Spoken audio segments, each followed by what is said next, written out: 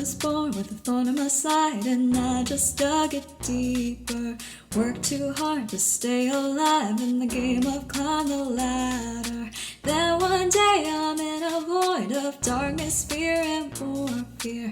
They say, hey, you shouldn't stress. Why don't you join me in here? Take routines of high distress, then mask it with fake happiness. I know these lyrics don't make sense. Welcome to my madness. Take routines of high distress, then mask it with fake happiness. I know these lyrics don't make sense. Welcome to my madness. Surely you're making this up. This is more important than whatever's going on right now. Why are you worrying so much? Don't worry, you're fine. Logic won't take this thorn away. How can I explain it? Shame and pity in your eyes. Too hot, I can't take it. Every day I'm in a void of darkness, fear, and more fear. Yet they claim you can't be stressed. Why don't you join me in here? Take routines of high distress, then mask it with fake happiness. I know these lyrics don't make sense. Welcome to my madness. Take routines of high distress, then mask it with fake happiness. I know these lyrics don't make sense. Welcome to my madness. Okay, you're saying you want this, but then you also want this? This doesn't make any sense. Your thinking's all over the place. I can't understand you. I'm trying my best to help you, but I need to know. Amy, what do you want? What do you want, Amy? I need to vent, need advice, need to smile, need to cry, need the truth, need some lies. I don't know.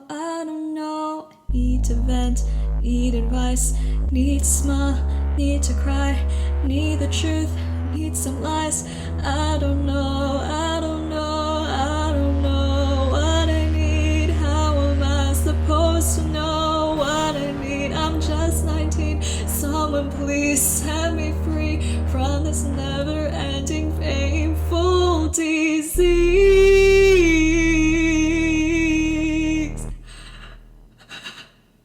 Take routines of high distress, then mask it with fake happiness.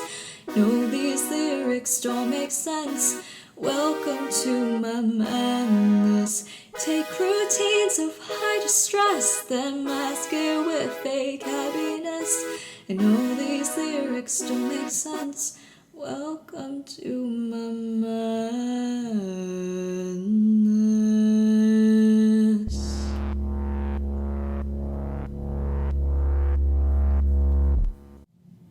So as you can see from the live video, it's not fun for me to sing this song because I did my best to basically recreate a panic attack in the form of a song. You start off with where it begins, and it usually begins with this fast, intense amount of pressure and emotions and just kind of builds, and you don't really address it. And then you come to this quiet panic realizing what's happened, and then your anxiety grows and grows and grows and grows and grows, and then you crash. For me, that's what a panic attack feels like, and I know it is at least a accurate recreation for me because every time I hear this song I just get stressed. So talking about the lyrics specifically, I was born with a thorn in my side and I just dug it deeper. I was born with an anxious temperament already, and throughout my life I didn't address the distorted thoughts I was telling myself. I also put immense amounts of pressure on myself in school and pushed myself way too hard by committing to too many things, and that only made my anxious side worse. It also is difficult to talk about anxiety with others, especially those who don't have anxiety. Most people feel uncomfortable feeling someone else's pain and emotions, so a lot of times I get looks of pity and shame, meaning that they're being distant enough so they're not quite willing to imagine themselves in my situation, so they're not empathizing. But they just kind of feel bad for me, and they're also looking at me like, shouldn't you know that what you're anxious about isn't actually that big of a deal, and it's kind of weird for you to worry about that anyway. The thing that I want to emphasize is that the anxious thoughts themselves aren't logical, but there is logic behind where those anxious thoughts come from. And I think that's a first hurdle for people, is realizing it doesn't make sense, and that's okay. And to not shame a person for saying those things out loud, I think is important for them to be able to heal. And I guess just some little tips for anyone who knows someone with anxiety and doesn't know how to help. There are 3 things that I would say. A person going through a mental health issue won't have the energy to reach out to you. They need reminders that they're still loved and they're still cared for and they're still remembered. Even just giving them a text of, hey, I was just thinking of you and I hope you're doing okay. That means the world to someone going through a time in their life when they think no one else cares for them or no one else is thinking of them and they feel really alone. Second part is to just listen. A lot of the times when my trust was broken was when I opened up to someone and they gave me unsolicited advice, which made it seem like they didn't care about the pain that I was going through. It felt like they were refusing to acknowledge how much hurt and pain I'd gone through. I understand that it can come with good intention, that they believe that their advice will help me, but I'm also aware, because I used to do that too, where I'd give unsolicited advice, and it was because I felt uncomfortable falling in someone else's pain and really feeling it with them. So it was also kind of like a defense mechanism for me. One, I'd give advice to people because I felt like that would help them. By doing that, I wasn't acknowledging the pain and the hurt they were going through, and I wasn't living it through with them. And now that I'm on the receiving end, realizing how much I don't need advice and how much I need people to listen, I realize how important empathy really is. And then the third thing would be to educate yourself on what it means for that person to have anxiety. For me, it's exhausting to try to explain to someone what my anxiety is because I'm still figuring out myself. And because I'm already going through the energy of just trying to survive another day, to also then put in the effort to explain to someone what anxiety is exhausting.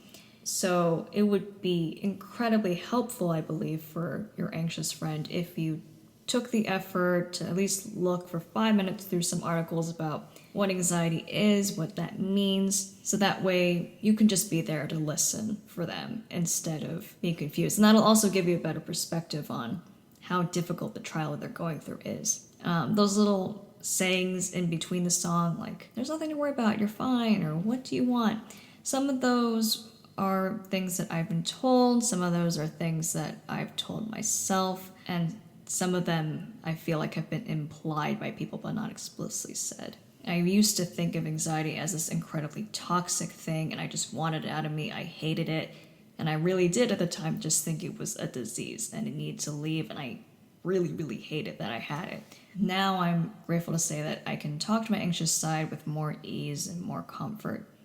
So I'm not in any way trying to encourage the idea that if you're anxious, that means you're broken. For me, I wrote this song as just a way to kind of close the chapter of my life, to process it, and then to say, but I've moved past on that now. So yeah, that's anxiety. Now we're going to move on to a lighter song called Candy.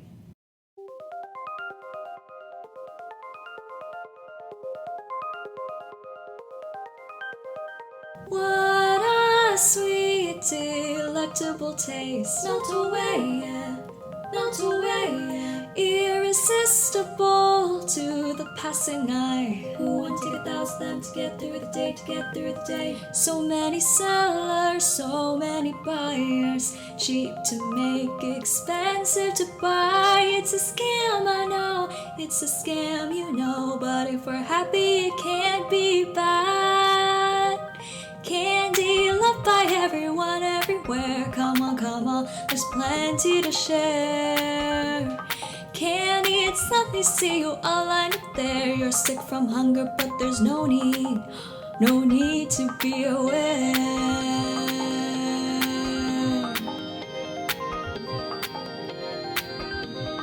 Float away on cotton clouds. I don't wanna miss this.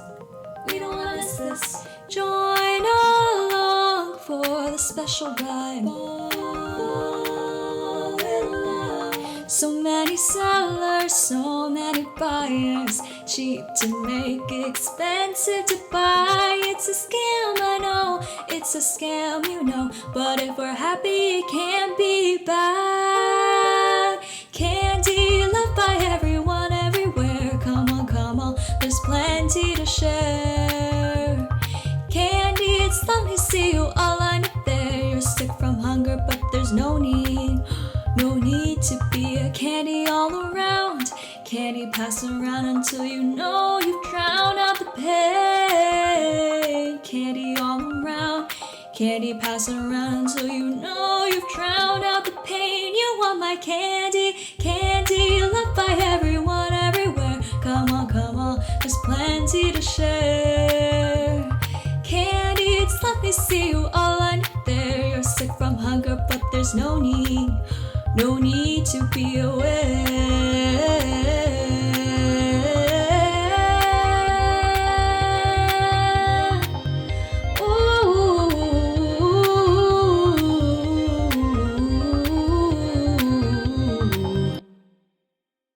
I wrote this song as a way to criticize myself and how I try to find distractions in order to prevent me from figuring out the deeper issues I have inside. So for me, that includes watching really shallow and fluffy content on TV or on YouTube. I drown myself in music.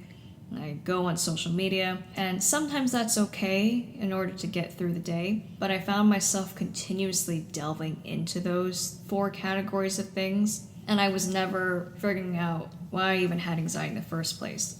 I just kind of drowned my sorrows and my worries in there and didn't really figure out why I'm struggling, why I'm hurting. I became aware of that as I was watching YouTube and I was like, the only thing that this is doing me is numbing me.